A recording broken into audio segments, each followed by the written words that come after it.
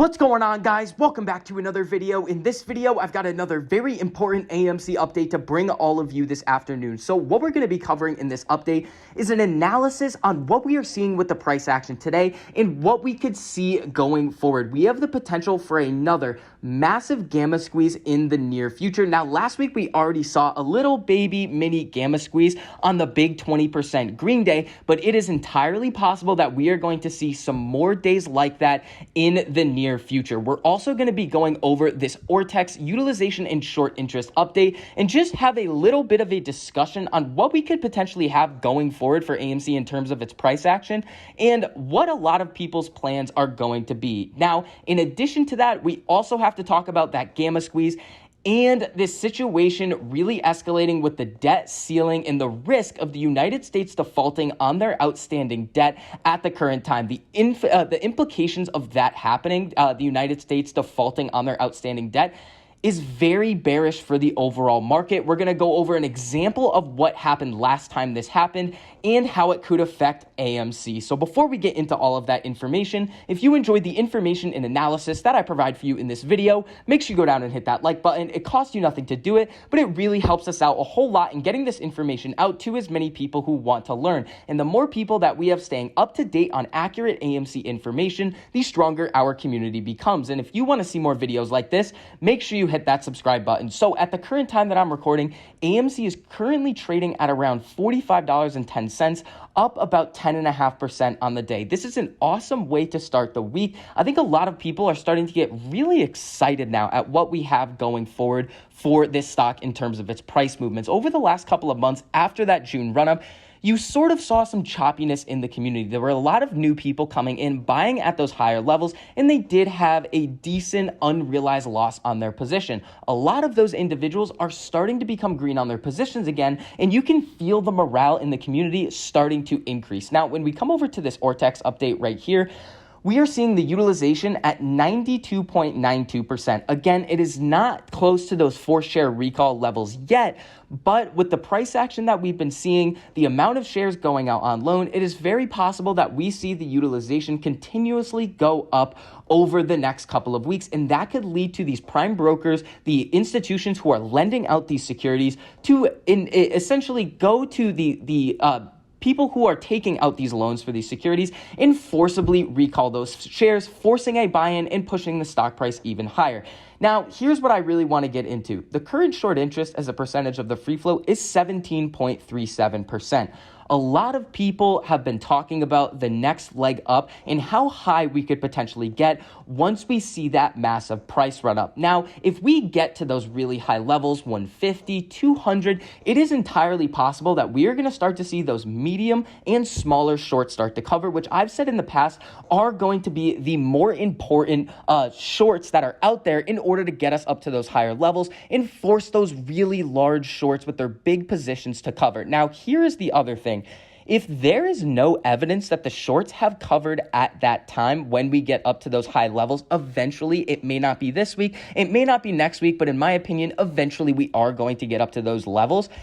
If we don't see any signs of the shorts covering, the situation is going to remain the same as it is now, as it was at $5, even if it went to $1,000. If there's no indication that the shorts are covering, there is nothing changed. So if you're really holding until the shorts are covering their positions, it's going to get to that time where it's going to be very emotionally taxing. You could see these massive price fluctuations in your account, and you really need to be prepared for this. What I've been telling everybody over the last couple of weeks is you need to have your own plan in mind for when you want to sell or even when you want to start scaling out of your position. If you adhere to your plan and you execute it exactly how it was meant to be executed, that should make you happy at the end of the day. Nobody else should be able to tell you, well, you didn't hold to this point, so you're not a real ape. No, none of that. Everybody has their own financial situation, and they need to take care of themselves. Now, let's get into this gamma squeeze situation. When we come over to Stonko Tracker, we can see that at the current time, there's 43,625 calls expiring in the money on September 3rd. Now, this is a weekly options expiration date, and typically when we see these weeklies,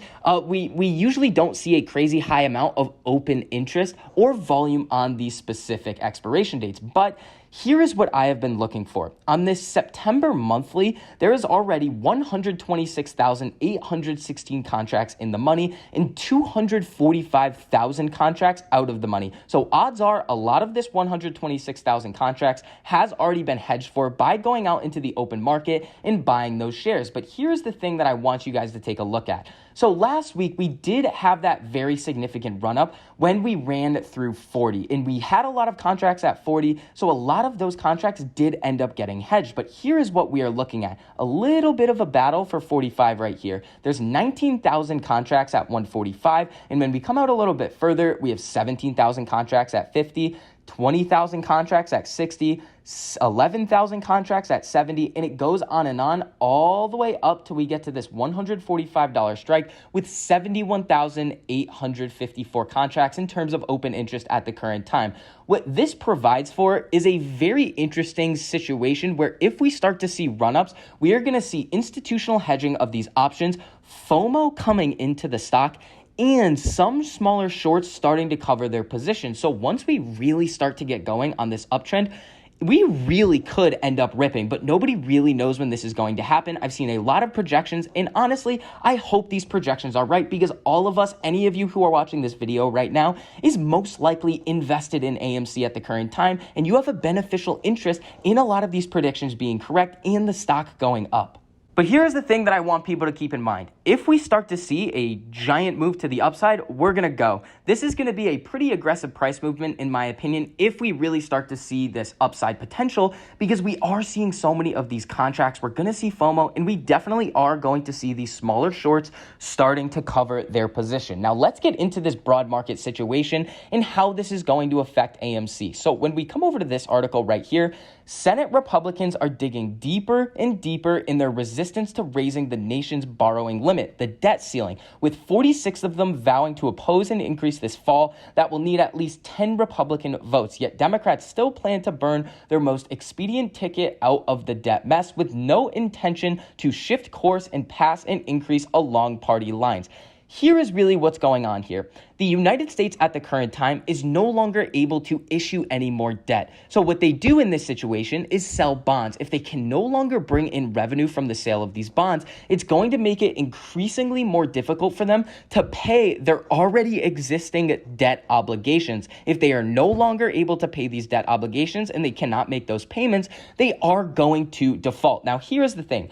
We have seen these debt ceiling and risk of default fears and scares many times in the past. In my opinion, I don't necessarily think that the United States is going to default on its outstanding debt, but I do think it is entirely possible that the United States gets its credit rating downgraded. So when we come over to this article right here, this is probably the last big S&P downgrading the U.S. credit rating, and this happened back in 2011.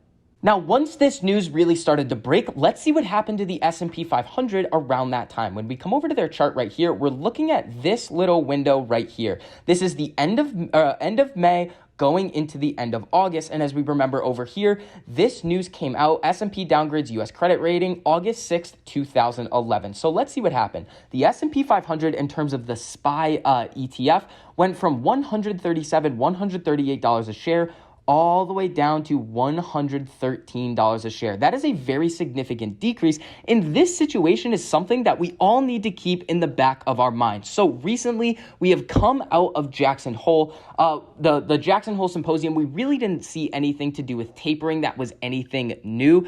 Jerome Powell basically came out and said, yeah, we are going to taper, but not right now, which the market really liked. We are seeing the market reach all-time highs again today, but again, we do have these types of situations looming on our horizon. Now, we also have the Phase 5 UMR coming into effect on Wednesday that has to do with the increased margin calls and margin requirements revolving around those OTC derivatives. And on Friday, we have NSCC 005 kicking in, which is the increase in the initial margin requirements for all of the members of the National Securities Clearing Corporation, going from a minimum of $10,000 to up to $250,000. Again, when we apply that to our theory that we have been talking about on this channel, that the smaller institution, these smaller short positions are going to be the institutions and short positions that we really need to see covered first first in order to really set this off. These margin requirements are mainly going to affect these smaller institutions. So this,